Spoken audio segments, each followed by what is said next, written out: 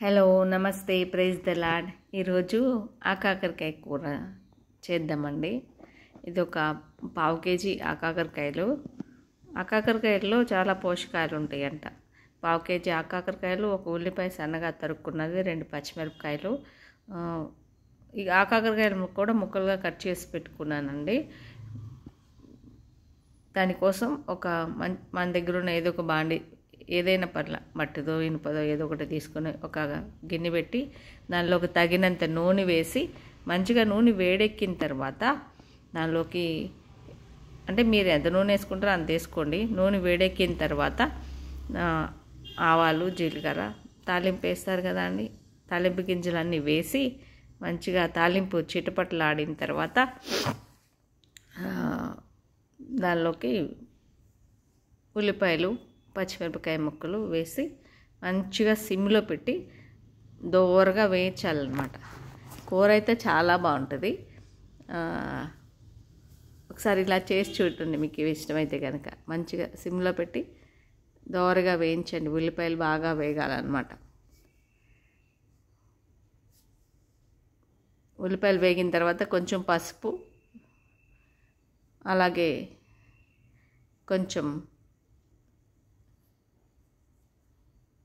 ఉప్పు వేసి మళ్ళీ కలిపి వేయిద్దాం. లైట్ గోల్డ్ కలర్ రావాలండి ఉల్లిపాయ ముక్కలు. లైట్ గోల్డ్ కలర్ వచ్చిన తర్వాత అప్పటి వరకు వేయిస్తూనే ఉండాలి, కలుపుతూ ఉండాలి, లేకుంటే మాడిపోతాయి.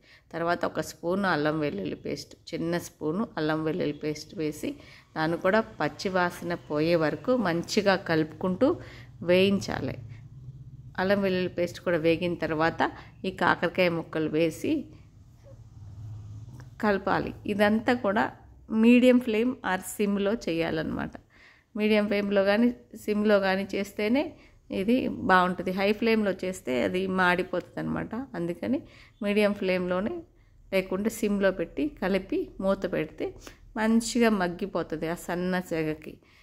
ఇప్పుడు ఏం చేద్దామంటే కినోవా రైస్ అంటారు కదా అండి, ఒక గ్లాస్ కినోవా రైస్, ఒక గిన్నె, ఏదో ఒక గిన్నె తీసుకొని దాన్ని మంచిగా సన్న సెగ మీద వేయించాలి.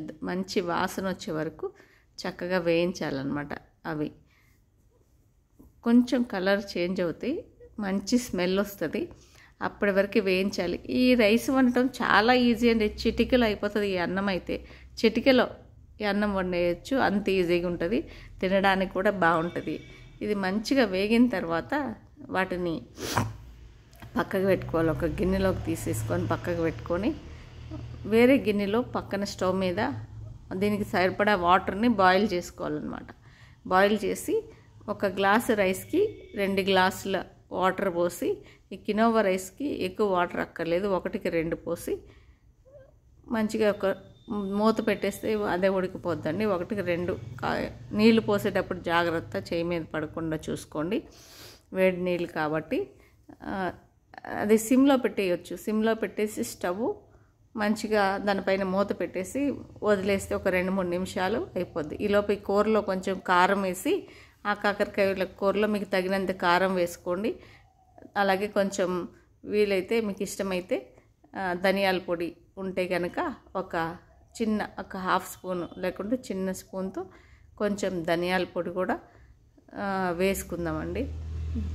ఒక చిన్న స్పూన్, అంతే 1/2 స్పూన్ ధనియాల పొడి వేసి కలిపి, ఇదంతా కూడా సిమ్లోనే ఉంటే చాలా బాగుంటుంది. మట్టి పాత్రలలో మీరు ఎప్పుడైనా గుర్తుపెట్టుకోండి, సిమ్లో వండితేనే చాలా టేస్ట్ వస్తుంది. సిమ్లో మంచిగా ఫ్రై చేసి ఒక చిన్న గ్లాస్ పాలు పోసి ఒకసారి కలిపి మంచిగా పాలంతా ఎగిరిపోతాయి కదండి, మొత్తగా ఇంకిపోయే వరకు పాలంతా అని కలుపుతూ ఉండాలన్నమాట, అడుగు అంటకుండా. ఆ తర్వాత కొద్దిగా కొంచెం గరం మసాలా వేసి కలిపి,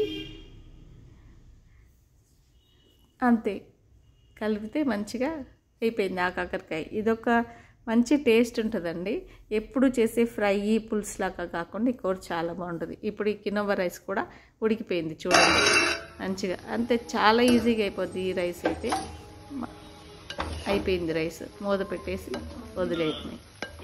అన్నంని గిన్నెలోకి తీసుకున్నామండి. ఉడికిపోయింది మంచిగా. అన్నం గిన్నెలో పెట్టి కొంచెం ఏదైనా కొత్తిమీర పైన పెట్టా. అలాగే కూరను కూడా గిన్నెలోకి తీసుకుని పెట్టుకుందాం. రెండు తినండి, చాలా బాగుంటుంది టేస్ట్ అయితే. Thank you for watching.